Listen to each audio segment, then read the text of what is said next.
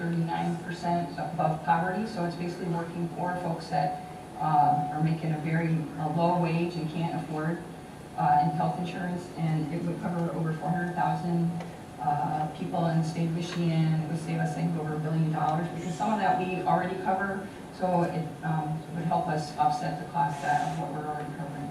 So we did have a bipartisan effort in the House that was, we were hoping to have go through in the Senate, and it's still, the jury's out. I haven't heard yet. I know they were going to go back in to reconsider, but we were hoping to vote on this next week. Let me ask just get a question here and make a follow-up. In the Affordable Care Act, we've now expanded to 30 to 40 million people who have no insurance currently.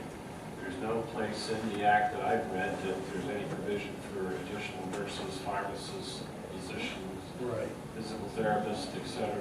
How do we provide 30 to 40 million new people without more professionals to do that? We in Washtenaw County are pretty lucky. We have one of the highest ratios of physicians to population. In Chelsea, we have probably off the charts. And but you worry about how do we care for those that we promised this benefit for when we don't have any mechanisms. It would take 12 years if we had another 20 slots at the University of Michigan Medical School or any other before they became an active practitioner. 6 years, probably before planning to become a nurse or a PharmD. And I'm just sort of, I'm sort of showing my prejudice as a healthcare person. I think we want to help people, but we want to be able to do it. How do we address that? I don't know about the rest of the country, but there's an organization named IRBR, the Center, it's called, the website chrt.org, the Center for Health Research, and they have, yeah, and she did, and when we were talking about health exchange in February, they did analysis, and they said they had the physician support in the state, that we had the capacity. So I think Michigan is fortunate compared to the other 49. yeah, I don't know how the rest of the states would do it. Tim, you wanted to jump in on this? Well, if you are a medical doctor at the age where you can retire, you are seriously considering retiring. Number one, because as many doctors have told me, the first time a bureaucrat tells me I can't do what I know to be medically best for my patient is the day I take down my shingle. And that's their concern, that you have a 15-member, unaccountable, unelected board that will make decisions based upon cost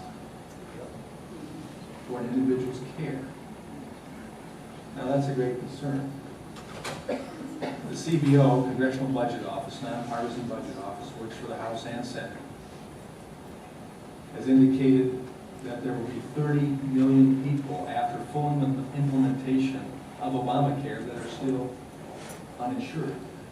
Now, the reason for the Affordable Care Act was to take 30 million people who were uninsured and make them insured. So after all of that, and the government control, we still would end up with 30 million people uninsured.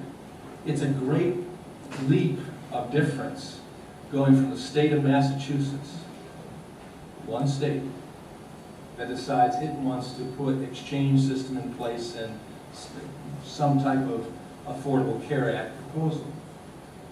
A state that had huge costs before this.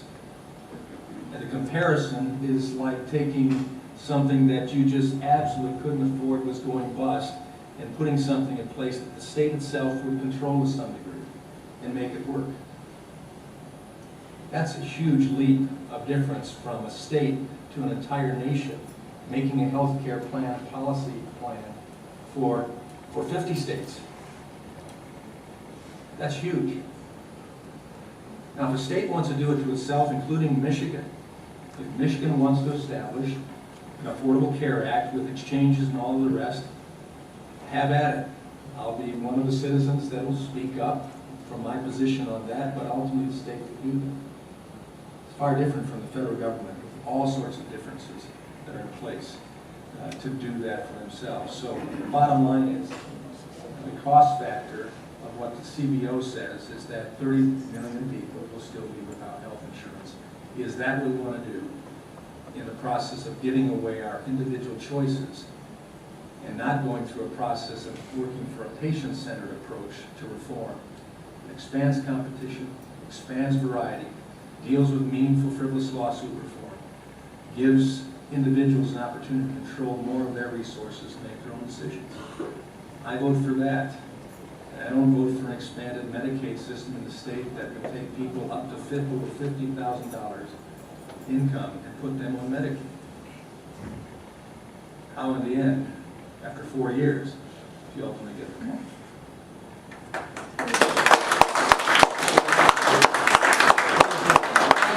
I believe that is the income for a family of 4, and if I remember correctly. So it's not just for one person, it's actually for a family. And if you think about the cost of raising a family, and it's a bit complicated, and it's really people that aren't making a lot of money who can't afford it. So they will end up with their kids, like I did, taking them to the emergency room when it's really probably not appropriate.